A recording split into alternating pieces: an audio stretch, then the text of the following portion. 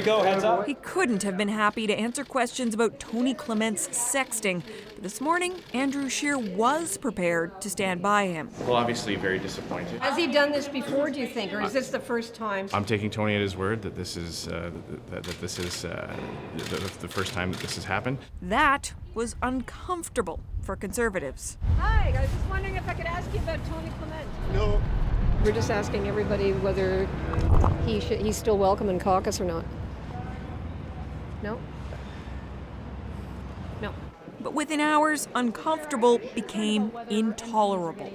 Tony Clement, at my request, has resigned from caucus. I took him at his word that this was an isolated incident. Since then, there have been numerous reports of other incidents, allegations.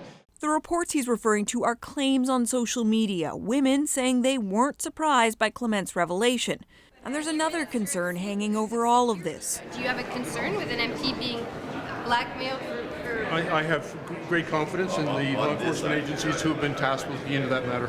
Clement was a member of the Select National Security and Intelligence Committee with access to highly sensitive information. Some wonder how that could play into what Clement has called an extortion attempt. Committee members are tight-lipped. We had all kinds of security training and we're not allowed to talk about anything. But this former CSIS analyst says they probably don't focus on the most sensitive information. I would imagine that they would be discussing things at a very high level. They wouldn't get in the nitty-gritty of, well, where did you get that from? Was that a human source? Was that a signals intelligence source? Still, for Conservatives, losing a political veteran remains a blow. You know, I've been around for a long time now. I've been around national politics for over 20 years. And you'd think I'd seen it all. As he now watches his own political downfall. Catherine, what do we know about these other allegations that the Conservative leader Andrew Scheer was talking about today? Rosemary, he did say that they were social media posts, and he gave no indication that the Conservatives had actually confirmed any of the information in them.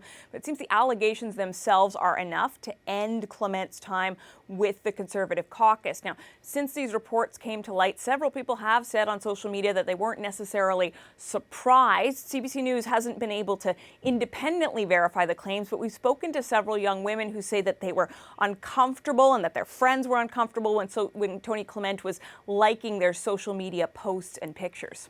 Okay, Catherine, thanks for this. You're welcome.